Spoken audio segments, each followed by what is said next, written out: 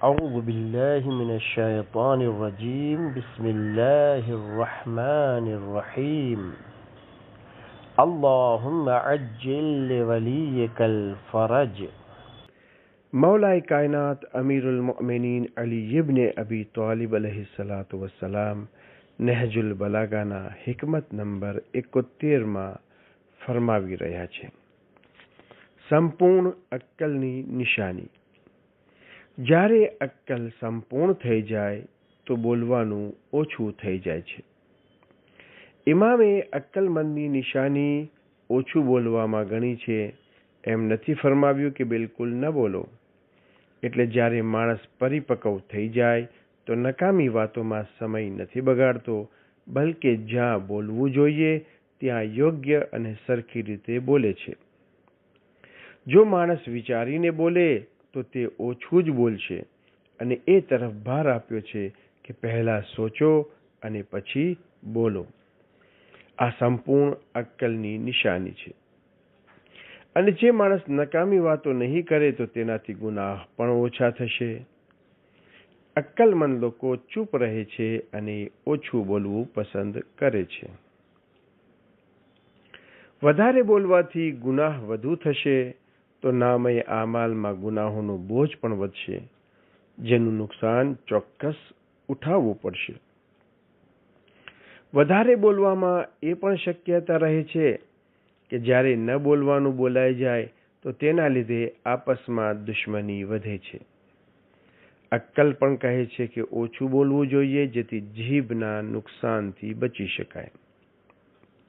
હદીસમાં ઇમામ અલૈહિસ્સલામ ફરમાવે છે કે વધારે પડતું બોલવાથી બચો, કેમ કે તેનાથી તમારી ભૂલો જાહેર થશે.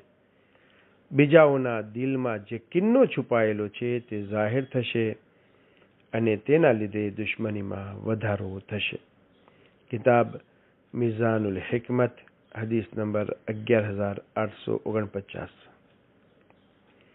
હઝરત રસૂલ ખુદા સલ્લલ્લાહુ અલૈહિ વસલ્લમ ફરમાવે છે, ઘણી વખત માણસનો બોલવામાં કોઈ ખરાબ ઈરાદો નથી હોતો, ફક્ત એ તો લોકોને હસાવવા માટે બોલતો હોય છે.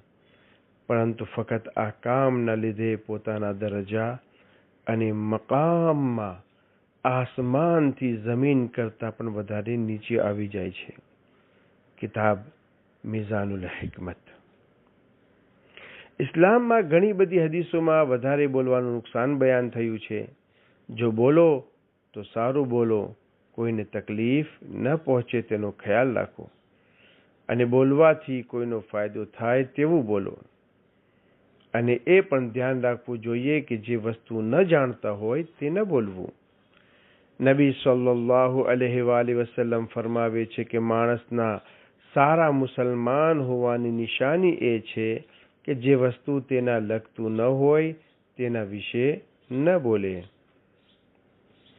હદીસ બિહારુલ અનવાર, ભાગ નંબર 1, પેજ નંબર 216. આજે માણસને બધી વસ્તુ વિશે બોલવું અને સલામ મશવરો આપવું ગમે છે, ભલે પછી તેને લગતું હોય કે ન હોય. યાદ રાખવું કે જેટલું વધારે બોલશે તે મુજબ ગુનાહ વધારે થશે. પરંતુ જ્યારે હક અને નાહકની વાત આવે તો અહીંયા ખામોશ રહેવું ગુનાહ બની જાય છે. ત્યારે બોલવું અજર અને સવાબ રાખે છે. અલ્લાહુમ્મા સલ્લી અલા મુહમ્મદિન વ આલિ મુહમ્મદ વઅજ્જિલ ફરજહુમ. ફ્રોમ ફાઉન્ટેન ઓફ અહલુલ બૈત અલૈહિમુસ્સલામ.